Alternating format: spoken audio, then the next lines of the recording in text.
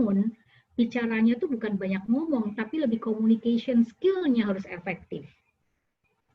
Jadi no worry teman-teman ya, siapapun bisa jadi pemimpin asal belajar terus begitu. Kalau bicara bukan untuk pinter ngomong, tetapi memang untuk bicara menyelesaikan masalah atau bicara untuk mencari partner agar kekuatan kita saling mendukung dengan kekuatan pihak lain. Seperti itu. Nah, satu hal tadi yang saya garis bawain, kadang-kadang seseorang itu takut untuk bertemu dengan pihak lain. Itu sebetulnya karena tujuannya nggak jelas. Seperti itu. Seperti kami, dulu saya juga bekerja sebagai profesional di daerah Sudirman sana gitu. Pada satu sisi ketika ada ekselencia ini tujuannya adalah membangun SDM kompeten. Ada saja yang kami lakukan karena kami berkolaborasi dengan banyak, seperti hari ini berkolaborasi dengan banyak institusi yang punya visi yang sama, ada irisannya walaupun tentu saja tidak sebesar Kemenpora, BPPON yang melatih pemberdayaan pemuda seperti itu ya, tapi selalu ada yang kita kerjakan jika kita punya tujuan. Nah, tadi saya sudah sampaikan teman-teman harus punya tadi kan, kenapa jadi pemimpin? Ternyata goalsnya luar biasa, ingin membantu orang lain. Nah, untuk membantu orang lain kita harus bisa membantu diri kita sendiri.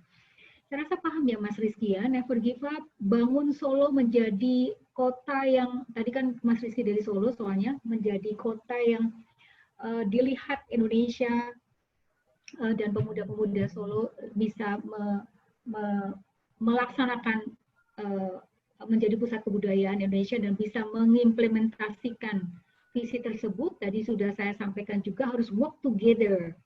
Jadi tidak ada pemimpin yang bekerja sendiri. Bahkan pemimpin itu kalau timnya belum datang, dia sudah berpikir, sudah datang, sudah punya checklist to do list to do achieve-nya apa, begitu ya, about the price to pay for as a pemimpin. Tidak mengeluh karena selalu optimis. Segala tantangan itu pasti ada solusinya. Kira-kira gitu Mas Rizky.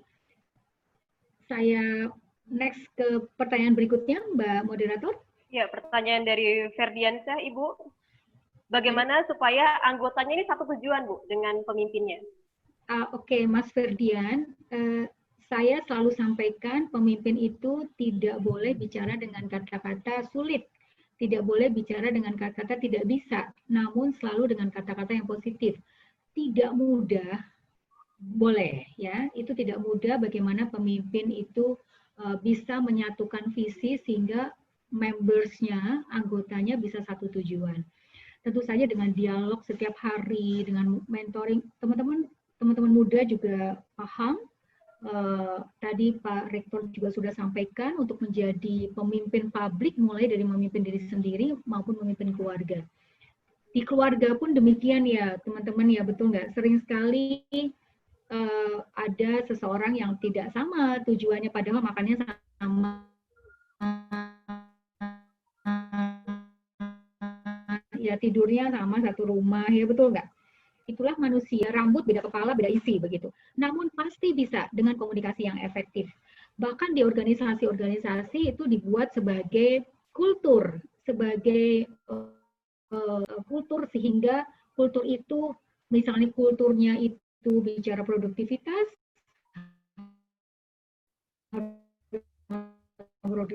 makanya semua bisnis prosesnya diarahkan kepada produktivitas agar bisa memimpin dengan tujuan yang sama dengan power members-nya. Tujuan misalnya jadi ketua grup di sebuah tugas yang diberikan ketika masa kuliah, itu kan juga pasti ada diskusi, betul nggak? Ada pembagian kelompok dan ada target. Nah, sering sekali pemimpin itu tidak mencapai, tidak menaruh target. Nah, target itu adalah waktu dan juga kualitas yang harus disampaikan. Misalnya dalam waktu 1 minggu, apa yang harus dicapai targetnya bersama-sama, tergantung apa yang dilakukan. Misalnya di bidang makanan, atau di bidang kesehatan, atau di bidang pendidikan, semuanya pasti punya target masing-masing. Jadi seorang pemimpin itu harus target orientation. Dan bahkan itu pemimpin di keluarga pun juga demikian. Pemimpin di keluarga bisa saja targetnya harus bulan ini kita tidak harus bisa nabung. Itu kan juga pemimpin keluarga seperti itu ya, betul nggak? Nah, jarang sekali atau kita hari ini diingatkan bahwa pemimpin itu mencapai tujuan dengan orientasi target yang harus bisa dicapai. PP PON juga pasti punya target. Apalagi pemerintah Indonesia punya target bagaimana resesi ekonomi ini semakin bisa dibangkitkan kembali. Nah, kita pasti harus punya target karena waktu terus berjalan. Tadi saya sudah sampaikan, waktu yang sama tentu saja akan mendapat hasil yang berbeda kalau pemimpinnya berbeda. Lagunya sama, tapi yang nyanyi berbeda, dampak juga berbeda. So, teman-teman, Mas Ferdi pasti bisa. Dengan learning by doing dan juga semuanya bicara mau belajar dan very detail, ya, harus detail begitu. Ada lagi, Mbak? Ya, tadi sepertinya sudah terjawab juga ya Bu, pertanyaan dari Taufik Sigit. Tadi menanyakan dia takut mengambil keputusan karena sudah suka dijatuhkan oleh bawahannya. Ya, kita punya PR untuk membangun kapasitas diri kita agar kita dilihat orang lain mempunyai kapasitas. Seorang pemimpin tidak fokus di masalah, namun fokus di solution.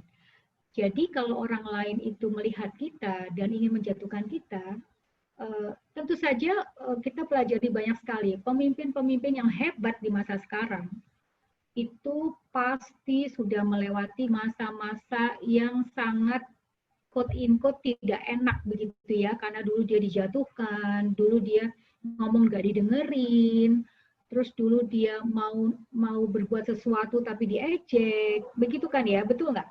Banyak sekali teman-teman, itu luar biasa teman-teman, banyak sekali orang punya ide, ternyata idenya baru terrealisasi setelah bertahun-tahun kemudian.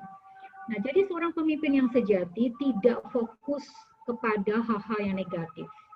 Percayalah, di antara yang negatif pasti ada yang positif. Cari seseorang, mungkin ketika 10 orang negatif, tapi ada 1 orang aja yang positif. Nah, nggak masalah. Bahkan ketika 10 orang negatif, hanya dia dan timnya yang positif, tapi yang lain nggak percaya, just take action and prove the mission. The vision gitu.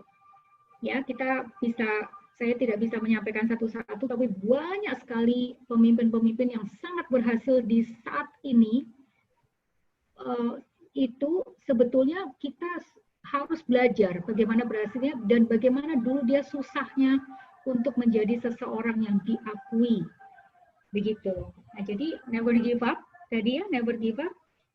Cari positifnya dan itu kesempatan kita menunjukkan bahwa kita bisa dipercaya karena kita mampu, kita bisa dipercaya karena kita jujur, kita dipercaya karena kita mau belajar, kita dipercaya karena kita bisa menyelesaikan pekerjaan dengan things done sampai selesai.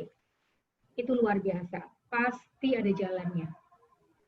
Baik, terima kasih Ibu Puspita. Jadi intinya adalah tadi fokus pada solusi ya, bukan pada masalahnya.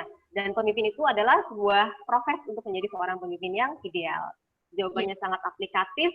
Dan saya ingin beralih ke Bapak Niam. Pak, ada pertanyaan untuk Bapak Aksrono Niam dari Intan Mustikasari, mahasiswa pasca UNS. Yang pertama, bagaimana mengarungi atau mengantisipasi degradasi moral, value yang masih banyak terjadi di kalangan pemuda saat ini dengan kemajuan era digital. Kemudian yang kedua, sesuai yang Bapak sampaikan, bagaimana kepemimpinan individu bersinergi dengan kepemimpinan rumah tangga, yang mana kita para pemuda butuh untuk menyongsong hidup rumah tangga. Silakan ditanggapi, Bapak. Ya, terima kasih ya Mbak Mia ya. Yang pertama terkait dengan